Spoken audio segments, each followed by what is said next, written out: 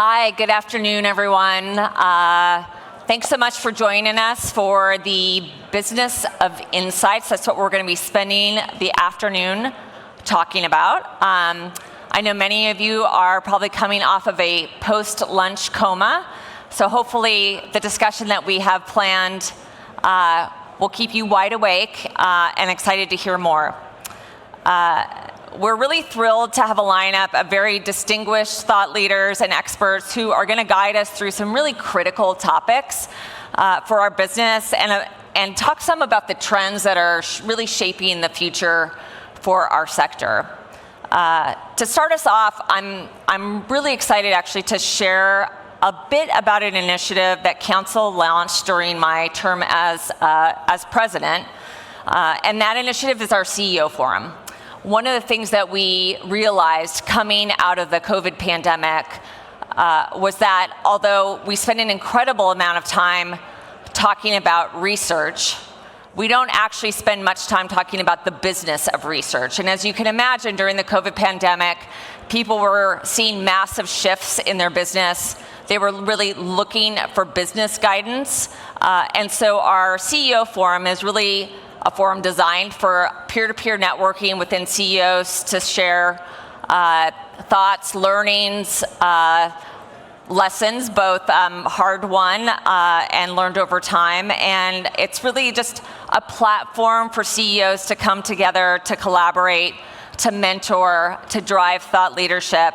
And today we're going to be sharing some of those exclusive peer-to-peer discussions with you. If you are a CEO and you would like to get involved with the forum, please reach out to me, Jean-Marc Leger, I don't know if Jean-Marc's in the room right now, Lisa Wilding-Brown, or Martha Lobay. That's our forum committee. But we are going to be kicking off the afternoon with a panel discussion of some very esteemed CEOs. And so I'd like to welcome to the stage Joris Huisman, the co-CEO of SKIM, Steve Phillips, the founder and CEO of Zappi, Kathy Cheng, who's the founder and CEO of Inca and Nexxt Intelligence, and Tim Wragg, who is our new CEO of Human8. So I'd like to welcome that group to the stage.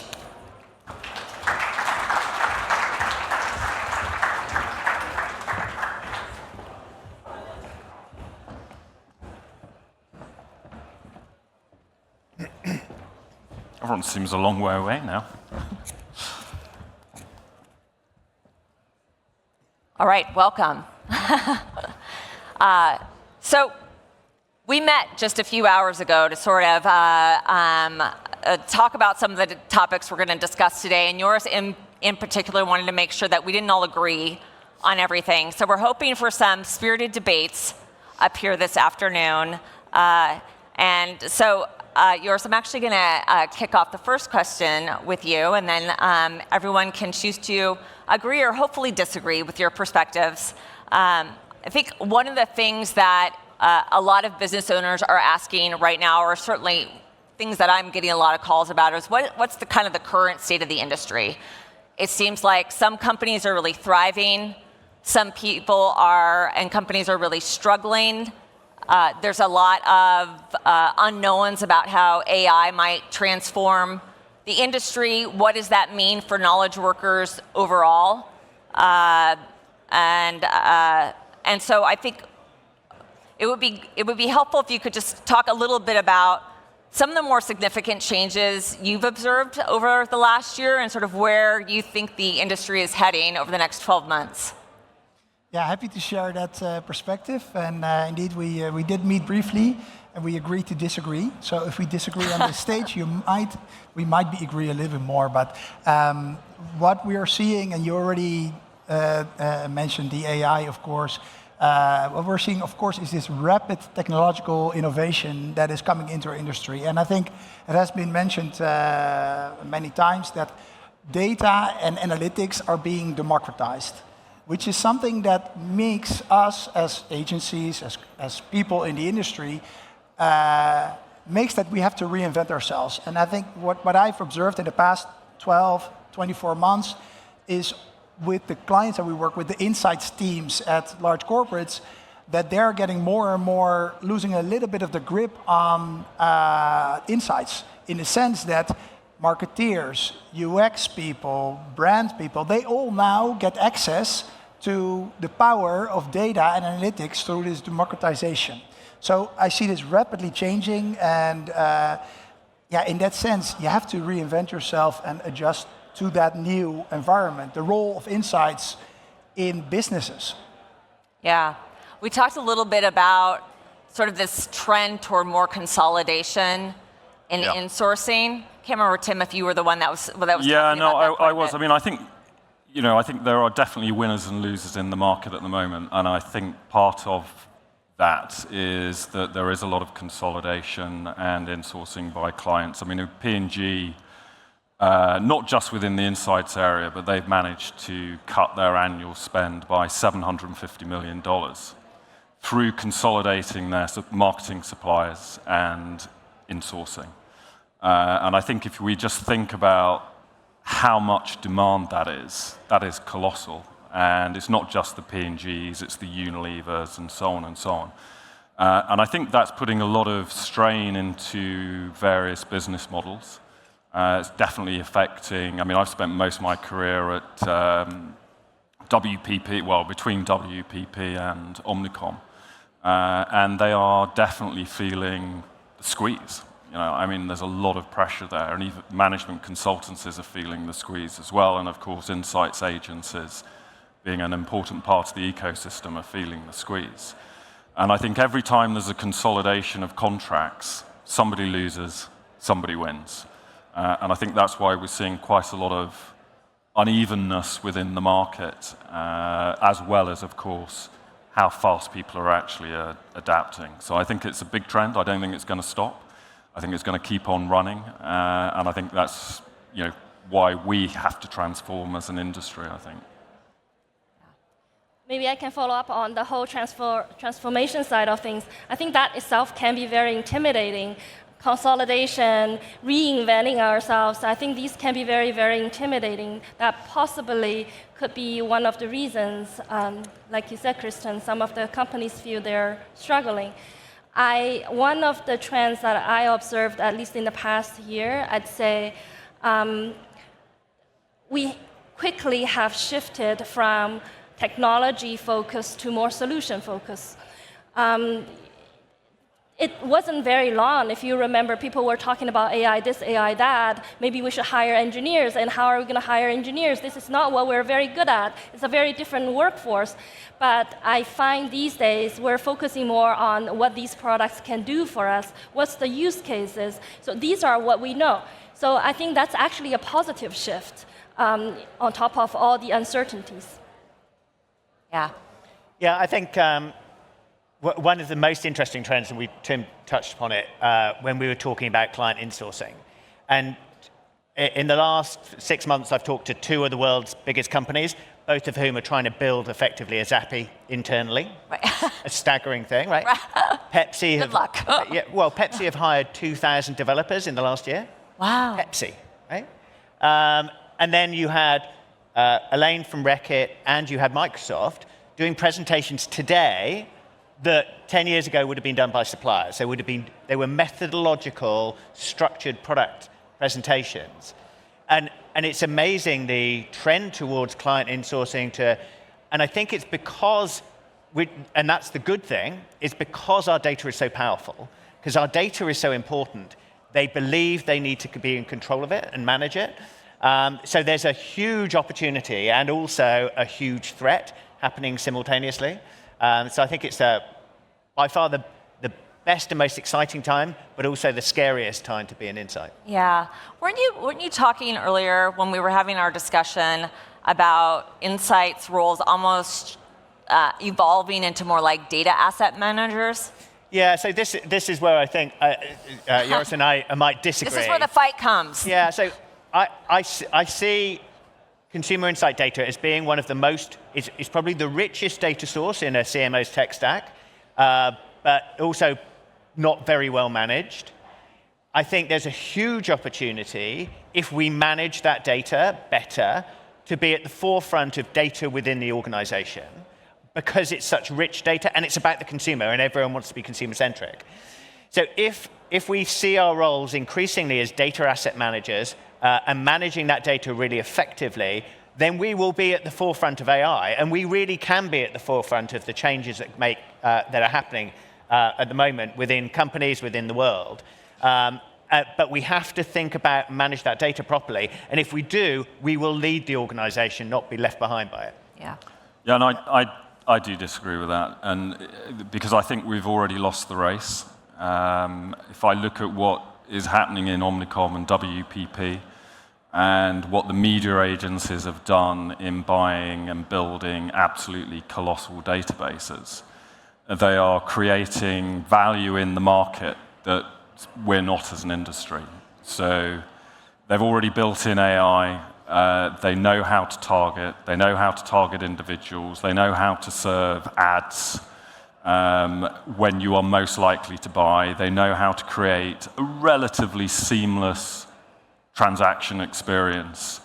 And they know how to create the executions, the ads themselves. And that is an ecosystem which has already got AI overlaid in it because they buy spots real time.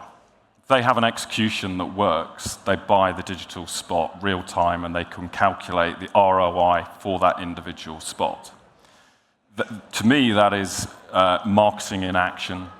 That is value creating. And so we've kind of lost that race, that data asset race, in my view, already. Because what are we going to do to compete with that? I mean, I think there are things we can do to compete with that, but I'm not sure it's about competing on data assets.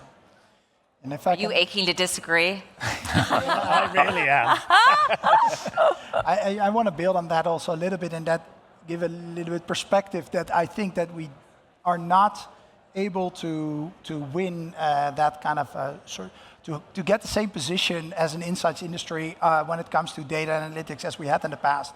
I don't think I agree with you that we have lost some of that because internal other parts of the organizations at corporations are also capable and have access to that. But I do think that we can win back a form of relevance. And that is, in my opinion, not so much that the asset manager side, but it's more so the context. Putting data, putting analytics, putting the what that you see in the context of that business question, of that marketing challenge that you have. And I think that is something why I'm very positive about the 12 months and the 24 months to come. But it does require a different skill set. It does require more knowledge. Whereas in the past, a director or a manager was perfectly capable of delivering excellence on a project, on multiple projects. That excellence is now not good enough anymore to be differentiating, because with technology, it can be rock solid and excellent already. So I do think we have that skill set change that is needed to become relevant again. Yeah.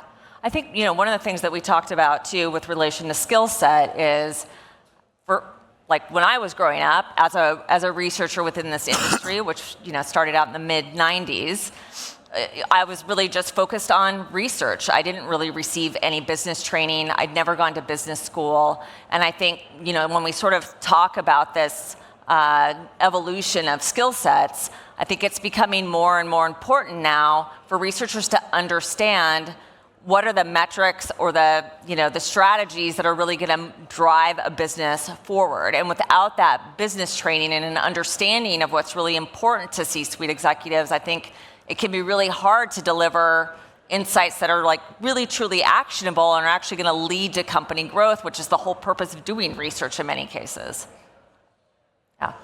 Yeah, I think that's right. I think we've always been such a broad church in terms of the types of skills that we've wanted in our business, and I think that's also changing, as you say. And I do think that's one of the trends that I see in the market, is the gap between the skills and capabilities and people we have in our business today and what we're going to need in 5 years' time in order to be successful. It's a huge transition. And if you start mapping out, you need developers, but you don't need that many developers because they're being supplemented through AI. You do need consultants, but you don't really need that many consultants because eventually we're going to be able to use AI to replace quite a bit of that. And so if you're very methodical, you go, so who do I need? And what are the skills that are really resilient, that are going to be there for a long period of time? And I don't think anybody's got all the answers to that, but I think the discipline of going through, how am I going to compete in 5 years? What am I going to stand for? How do I create value in this value chain? There's a very interesting, one of the founders of DeepMind, which was an AI company, he sort of suggested there was a new Turing test, and because AI is getting so close to being able to replicate talking to a human and you won't spot it, the new Turing test, as he framed it, was being able to tell a piece of AI to go out onto Amazon and build $1 million business. And it's succeeding. That's the new Turing test. And if you think about the type of AI that's going to be required to do that, well, it's searching trends, spotting high sales, market opportunities. Well, we can kind of do that. Then you've got to go and buy stuff and negotiate and with various suppliers and so on. And I don't know if anybody's seen Meta's Cicero, but that is exactly what that does. That's exactly what that does. And so you kind of go, yeah, we're not that far away. We're not that far away. 7 years? So again, how are we going to compete in that world? How are marketeers going to compete in that world? And how do we create new value? I mean, again, I think you can. So I don't think it's that it's all dark, and I do think it's exciting. But the type of people we're going to need are very different from the type of people we have today. Not 100%, but again, it's just thinking that through and making sure you got the right balances. Kathy, you're kind of in a unique position because you haven't had to go through a business transformation to integrate AI. Your business is an AI-driven business. So what's maybe a piece of advice you could give to folks who are in more traditional research companies for sort of adopting, embracing that? Yeah. I think I have a couple of things to add. One is Tim has been talking about how to reinvent ourselves. I suppose that means both individually as well as an organization. I think, yes, absolutely, in the near future, we probably will be looking to learning new things, adapting to different workflows. At the same time, I find the bigger opportunity probably are more collaborations. I find now with AI, we should have a little bit more time. In the past, we were very busy with the research process, but now we may have more time to really think about the interpretation, to think about how to link this with other behavioral data, for example. But that's not necessarily what we know. That creates demand for us to work with other agencies, with other experts like behavioral scientists. We recently have been working with a behavioral scientist, which is really inspiring and exciting. But otherwise, thinking about my life about 10 years ago, I probably would never ever had the opportunity of doing that. But that's more like collaboration. That's not me going out of my way to learn a new skill, but it's more about working with other agencies to sharpen up that skill.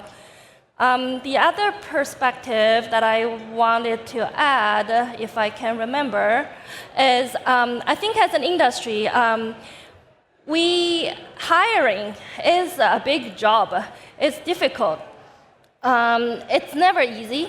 But with the transformation of the industry, we are hiring very different talents. How to attract these talents, how to make sense what market research is, how to make it like a very cool profession for them to want to use the good training that they have that might otherwise be able to solve some bigger human problems, cure cancer, like all that. How can we, as an industry, do something to really attract these talents in engineering, design, like all these different fields, they are beyond our typical market research domain. I think this definitely is a new challenge. We've been going through this challenge. We're still learning, but I can see that will continue to be a challenge for us. Yeah. Yeah, I think that's a good segue into this kind of conversation around the globalization of insights and sort of how that's changing or how it's perceived. I mean, obviously, during the COVID pandemic, what we saw are a lot of people moving out of the places they had traditionally lived, and for a lot of Americans, they moved abroad or they moved into different states. A lot of folks in the EU moved to, as they could work remotely, would move into different markets. But that doesn't necessarily mean you have a globalized workforce or that you're set up to manage a global company. Tim, I think you're kind of in a unique position because Humanate, started out as a company based in Belgium as Insights Consulting, and then you made a massive amount of acquisitions over a pretty short period of time. Any wisdom you can kind of impart on our audience today about what it really means to build a global company and some of the challenges or opportunities that you see with that? Yeah, I mean, look, it's changing, isn't it? Because of geopolitics is changing. So I think there was a dream where you could almost build an international global business from anywhere in the world and be able to trade seamlessly. I think that dream has gone. I think it's interregional. I think you ultimately have to be in the major continents and legislators and decision makers. I mean, we have quite a big footprint in China, and it's, better than I do, but it's a completely different environment, and you can't take the laws, the technology, and necessarily compete in the US or compete in Europe. So having a strong regional footprint so that you can understand the different data assets, the different media landscapes, the different consumer behaviors, etc., I think is critical. And eventually, I think Africa will be similar to that. I mean, I think it will be a new frontier. I think we're some way away from that, but you can see that it will probably go that way, and arguably South America will too as well. It's got a lot more complicated, and I think, therefore, local footprint is really even more important than it was 5-10 years ago. Yeah. I think Steve Zappi is an excellent example of how to expand correctly into new markets. And I always use Zappi as an example of where, for the longest time you were sort of perceived as a British company, and then bam, you were in the US and you were everywhere. Yeah, I mean, so we have 3 main hubs in Cape Town, so in Southern Africa, London, and Boston. The truth is, when we strategically thought about the US. Cape Town was just because of the founders. Right. But then when we're looking at a new market, we have a question of do we deliver projects for a client in that market, or do we staff in that market? Right. And we've gone both ways, and actually we've probably focused more on delivery. Mm-hmm. And so the hard markets for us are bilingual markets rather than specific geographies. So it's a different set of challenges when you're trying to automate the entire end-to-end process. So try automating India with too many bloody languages. Right. And Joris, SKIM is, sort of traditionally based in the Netherlands, and yet I feel like you have a very global brand.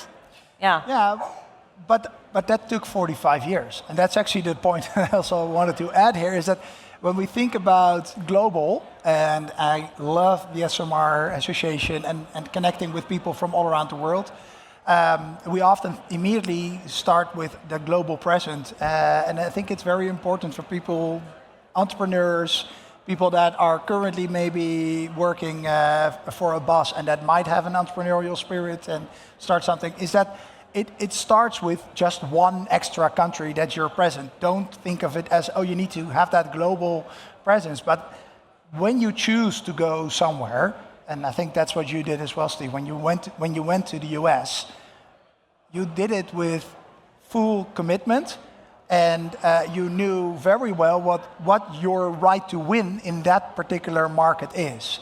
So I think that is maybe an open door, but the path towards becoming a global company, having global presence, can really depends on kind of how you take it step by step, and you really need to know what your unique right to win is. And to add to that, you always have to connect that with the local culture, with somebody, ideally, the way that we have been building our company, ideally always hiring someone there, because you don't understand. As a Dutch person, took me 5 years to live in the US, and still, they asked, after speaking to someone for 30 seconds, they asked, hey, what's that accent? Where are you from? Damn it. It took me 5 years, and I thought I was now understanding it. It takes really the knowledge of that culture. If you want to build business somewhere, don't think that you understand it. Connect, as you said, partner with people. Yeah, I do believe in partner with people. I mean, our situation is probably different. We never really thought about how we're going to become a globalized organization or globalized offerings. Things seem to happen quite naturally for us. For a technology platform, or we have other plugin solutions. For solutions as such, they don't have national boundaries. They just naturally are out there. So in that case, it makes our life very easy. If we happen to have a partner, I see Paul in the audience, our wonderful client in Australia, from Lab Strategy. So when we happen to have a wonderful partner in the new market, we try to do more. At the beginning, we didn't even have enough support resources to support the needs because the time difference is very, very difficult.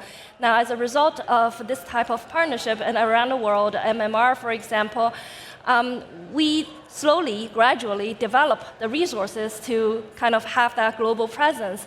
But that's, in a way, it's very helpful because we don't have to think too hard about where to go next. We just go with the flow. I think the other thing is, I often think about globalization as a concept. In the past, globalization means globalization. But today, from where I am from, I'm from Toronto. I'm initially from China, and I currently live in Toronto. It's a globalized country, Canada. It's simply the local level is global. So it's very, very hard to really say what is the definition of globalization. Like hiring resources in Asia, we got all the referrals from people in Toronto because of the diversification of the population in Canada. So yeah, I'm not addressing the question directly, but I feel like it's a moving target. We tend to go with the flow. Yeah, I mean, I feel like it's a very nuanced subject, and I think also when I think about globalization, I feel almost like the U.S. is its own beast because it's so big, not just geographically, but in terms of the different sectors. There was Japan. Yes, Yeah. yes. Well, Australia, I would say. Yeah, where you can fly for 5 hours and still, I often envy people in Europe because when you're in Europe, you can fly for 3 hours and be in 4 different countries. In the U.S., I fly for 5 hours. You can take the train. In the US. Yeah, take the train. Take the That's train. what we do. We take the train. Yes, you take the train. Yes, do not Think of your contribute to carbon global warming. footprint. Right. Yes, the carbon footprint. Exactly. So it is. It is a very nuanced topic, I think, and it's one that I think people really struggle with. It's a big financial commitment for a company to go into a new market, and if it's not executed correctly, it can literally almost bring a company to its knees. Yeah, and Joris, we were talking about this. If you're going to expand, just go into America because you can add a zero, is my view. The contract sizes are so big, the market's so big. Whereas if you think the strategy is to go into France and then Belgium and then Italy, and it's so difficult to do one market well. Yeah. And you're trying to do 5, 6, 7 markets. Mm-hmm. Whereas you're much better off. That's what I've done with each of my businesses. Right, go into the States. Right. Go into the States and do that really well. And it's hard. It's a slog for all the reasons you mentioned, but it's the one that's worth it. Yeah.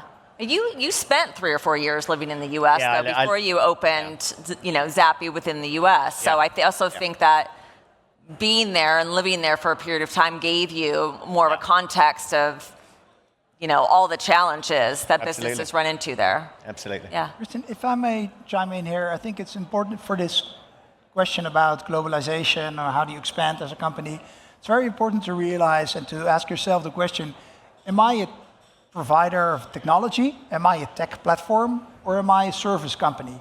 Yeah. Because especially, and of course, in tech platforms, and I need to look at my right side here, more technology-based platforms, there is still a level of customer service involved. But ultimately, you have your product, as you mentioned. You have your product. If that works in Belgium, it probably works in the Netherlands, and it probably works in Greece, as long as you put the right language with it. But the services part, that is where it really gets tricky. Or tricky, it's not tricky, it's also fun. Because that's where all the cultural differences come in.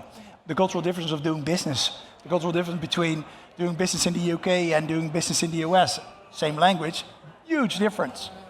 So I think it's very important to ask yourself the question, if you are already an entrepreneur or plan to be an entrepreneur, am I providing services or am I providing a technology? Yeah. Yeah, I agree.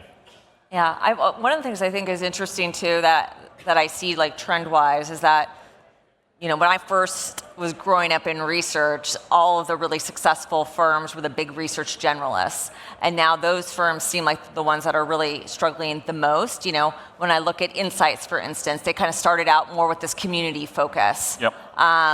You know, Steve, you guys started as a technology platform and then expanded from there. And so, Joris, I know your firm has their own niche. Obviously, Kathy, you know, you're very much in the AI space. And so do you think having that more specialist position has helped in many ways? I mean, I think focus helps in innovation. I mean, it's really extremely difficult to innovate on multiple fronts simultaneously. I mean, it just takes so much money, essentially. And again, I would look at some of the big ad agencies where they've had to make really big strategic choices about what they're going to back to win in the future. And the answer is media. It's not creative, it's not sustaining creative agencies, it's not brand strategy. They'll be there, but they'll be essentially bolted on to these giant data, media, AI businesses. And so those strategic choices become more and more relevant in my view. And I think for someone like us who have such strong heritage in communities, yes, it does help because you've got to figure out how you innovate within a particular space to create value in the market. If you play everywhere, you can't, it's too hard. I just don't think you can do it successfully. Yeah. I mean, even for AI company like us, it may sound like a specialization already, but the reality is there are so many more AI companies out there. Just like every day, almost like there's a new thing that's called quant. Sounds very similar to what we're doing. So yeah, definitely, I think specialization is very important. In many ways, I think staying true with our purpose, like do what we really want to do. That's how we specialize. So we were talking about what opportunities AI might bring us. We are particularly excited about even better participant-respondent experiences, because now with AI, we have this new way of doing research that can truly be engaging. We can hopefully, finally, stop talking about all the data quality issues because we can address the problem from its source. We can really provide a personalized, we've been talking about personalized customer experience. We don't ever really focus on personalized respondent experience. So yeah, with that kind of specialization, if that is the true purpose, we feel like it's at least easier for us to really communicate why we're doing this, how we're, also the roadmap, how we're going to continue to focus our energy. Yeah. I think if you walk around in the exhibit hall, you'll see a lot of the messaging is very, very similar. And I don't know if Jen Mancusi's in the room, but after every conference, she does a little exhibit booth audit and categorizes how many times she sees the same phrases over and over again. I think maybe it's like, what, top 4 tops, Jen, right? Everybody's repeating the same thing. So I do think like the way that you talk about yourself and how you're really differentiating and not just using the same kind of terminology that everyone else uses can be really powerful in terms of sort of setting yourself apart from the competition. I mean, following your own advice is always difficult, isn't it? I mean, It I is. advise clients all the time, build distinction and differentiate Right. yourself, and it's 100% a good observation. And look, I mean, I've seen so many, we all have seen so many kind of waves of transformation within our industry, and I think what I've observed is that we focus on operational efficiency all the time. How do we do what we've always done faster and a bit cheaper to create value in the marketplace, and we'll trade quality off, whether it's data or something else in the process. And I just don't think that's going to be sufficient anymore. I think if we use AI to do what we do today better and faster, we won't win, we'll lose. So what we have to think is about how we can harness AI to create new value in the market.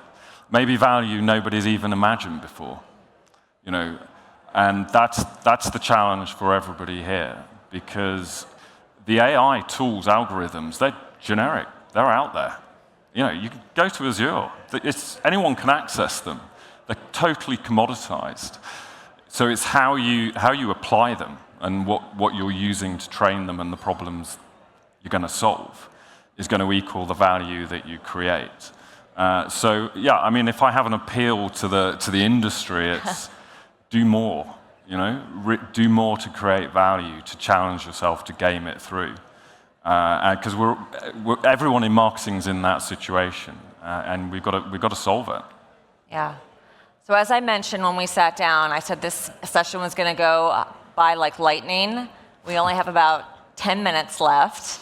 I make it a point every time I chair a panel discussion to make sure that you all leave with a few pieces of like really actionable advice that you can implement in your own businesses. And so we're going to ask our panelists to give one piece of actionable advice that will help you future-proof your business as you're moving into 2025, which unbelievably is about 4 months away right now. So Steve, we'll kick off with you. Okay, I mean, it's definitely around AI. There is no question. It's like the birth of electricity. It's going to change everything, so don't pretend that it's not. It is. And then what you need to do is you need to work out what your business does in an age of AI. So are you building models? Are you creating data? Are you existing within models? Do not create something just a little bit better than the existing model on top, because it's going to improve too quickly. So in a world where the Google Maths models are out now, it can write reports, it can analyze all data, it can create all visualizations. So what is your role? And then I would say, think about that in a much more agile way. So I think the world of 5-year plans is gone. I think you have to think 6 months, a year out, and continuously think 6 months, a year out. So continuously plan for the next wave of technological change, because it's just sweeping through. Yeah, agree. Kathy. So yeah, I am thinking about actionable, and I have realized that a lot of things are not under our control. So I'm gonna leave with you guys maybe a story rather than any advice on something, because I was in Philadelphia last week. I was learning a lot about American Revolution and all that kind of things. I somehow thought there was some resemblance between that period of time and what we're going through right now. Not as bloody, but a lot of uncertainty, maybe. So it's similar. At the end of lots and lots days and months of discussions, they were trying to end the meeting because people were feeling very anxious about the future. Not like now, where we know that they were heroes, they were founding fathers, they did the right things, but they did not know at that time. So yeah, at the end of the session, everyone was talking about something. When it's Benjamin Franklin's turn, he said, sorry, I was very distracted by the graphic on the chair. There is a graphic, basically it's a line with a circle with spikes, like a half of the sun. He was saying, I just couldn't figure out whether this is a rising sun or a setting sun. I was just sitting there being distracted the whole time. Now, I have the happiness to know it is a rising sun, not a setting sun. So I found that very inspiring, because I think when things are not certain, everything else they're out of our control. But how we look at things is within our control. So if this qualifies as an actionable thing, then I would leave that story with everyone. Thank you for the advice. Joris, you're on the hot seat. Yes. I have not paid attention that much around history, but I look at the future more often. And I think in this time of reinventing ourselves as an industry, which is, of course, not new to the industry, because of 5, 6 years ago, when we were sitting here, big data, big data, big data, big data, and all sorts of research would become irrelevant. And we are still here today. But we have adjusted to it, and that's also what I wanted to say. And here I want to disagree with Steve about looking 6 to 12 months ahead. I challenge you to look 5 years ahead. Think about that future a little bit more wild. Go crazy a little bit on that perspective. And then look at what your unique skills are. Because your unique skills can be very relevant 5 years from now. You might have to apply them differently. So in thinking as a company, in thinking as a professional, try to keep that far future in mind and think about what unique skills, empathy, curiosity, those skills are still going to be relevant. You only need to put it into different actions. Yeah, I'm kind of with that. I'm with that. I mean, I'd figure out what you want to be famous for and how you're going to compete, and then build a very practical workforce plan.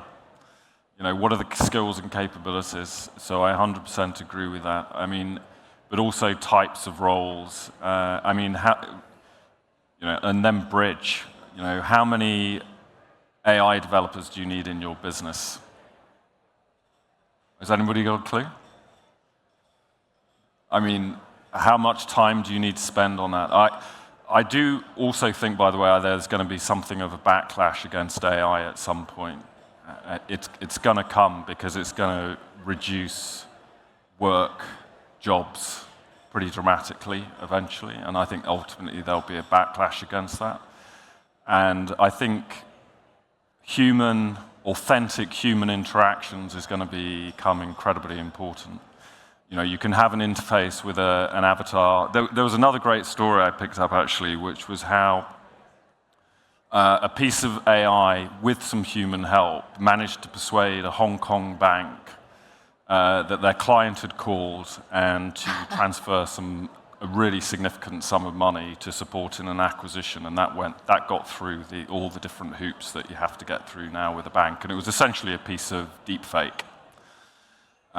Eventually, I think we're going to want to talk like this again, face to face, and I think you can't remove those authentic interactions. So people who travel, build personal relationships, sensory relationships, not on teams, those skills are not going to go, I genuinely don't think they're going to go away.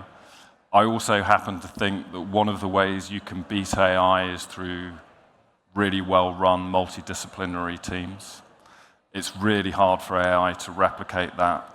That's about blending skills in very unique ways. So yeah, build a workforce plan, game not how you beat your competition today, but how you beat AI. How are you going to beat AI? How are you going to beat Meta's Cicero? And that will give you your workforce skills. Yeah. This is my 14th ESOMAR conference. My very first one was in Athens in 2010, and this is now my 14th.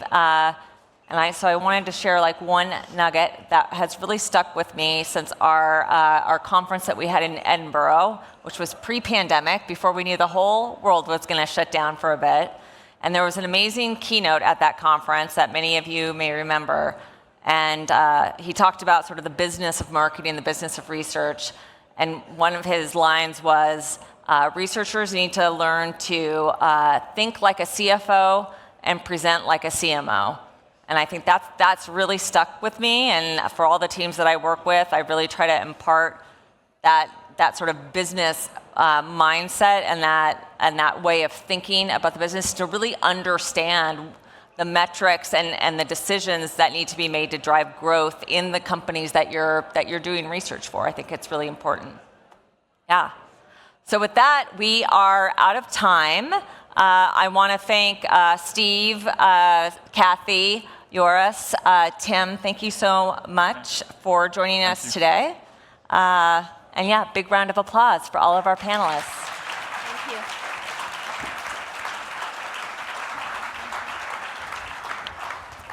We are going to do a quick stage reset. Please don't go anywhere. We will be back in just a few moments with our next round of content.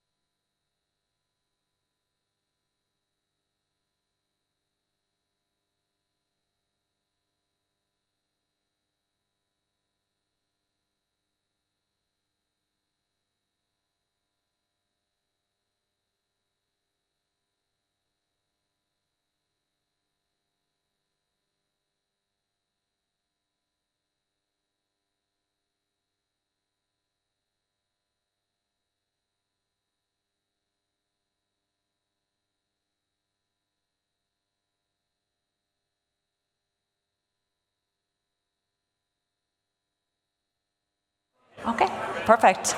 All right, we're back. Hello, hello. Welcome back to the next session of the Business of Insights. Thanks so much for joining us this afternoon. Next, we have one of my favorite folks to listen to on the ESOMAR staff, my friend Xavier Palacio, who's the head of intelligence advocacy and standards at ESOMAR. He also puts together the ESOMAR GMR every year, which is what I anxiously await for every September. And he's going to be presenting on bracing the insights industry for the next phase. Xavier's going to share how AI and other technological developments are reshaping the industry, and how understanding the economic and legal context will be key to navigating the years of increased dynamism and uncertainty ahead. So with that, Xavier, the floor is yours.